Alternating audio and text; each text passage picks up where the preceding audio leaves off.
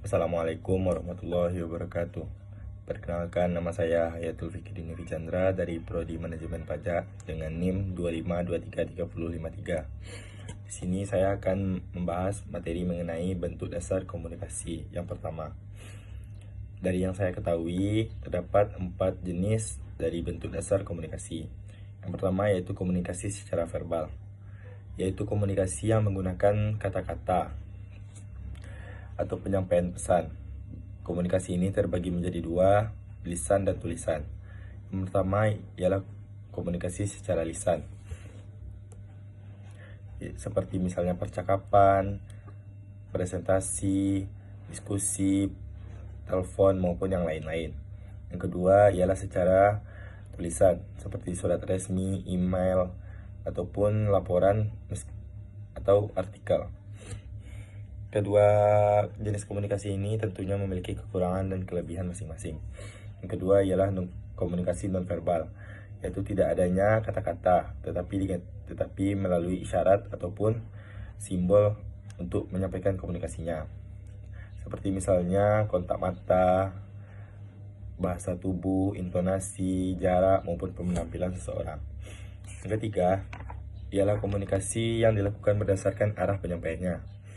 Terbagi menjadi dua. Yang pertama satu arah, di mana komunikasi ini tidak mengharapkan umpan balik dari penerima pesan, seperti TV maupun radio. Sedangkan yang kedua komunikasi dua arah. Komunikasi ini memiliki tujuan agar adanya umpan balik dari penerima pesan, seperti email ataupun percakapan ataupun diskusi. Dan yang keempat ialah komunikasi berdasarkan media.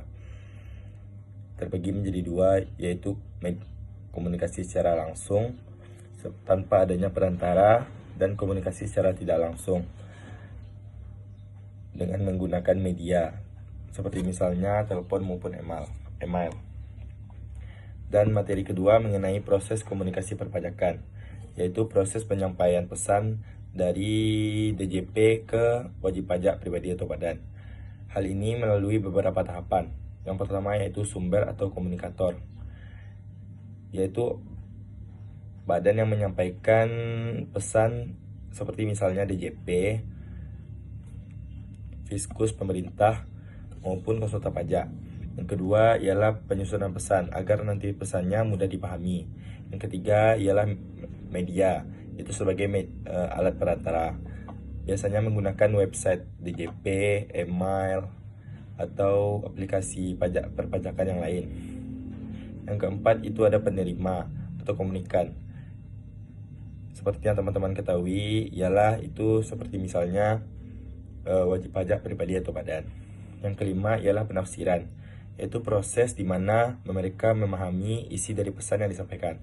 Yang keenam ialah umpan balik, yaitu respon dari wajib pajak ketika menerima pesan yang diterima. Respon yang didapat seperti misalnya membayar pajak, melaporkan SPT maupun melakukan banding. Dan yang terakhir yang ketujuh ialah gangguan. Gangguan ini seperti misalnya bahasa yang sulit, kurangnya literasi perpajakan, informasi yang tidak lengkap maupun kurangnya kepercayaan masyarakat terhadap otoritas pajak. Sehingga hal ini menjadi gangguan dalam tahapan-tahapan proses komunikasi perpajakan. Baiklah, segitu dulu yang dapat saya sampaikan. Assalamualaikum warahmatullahi wabarakatuh.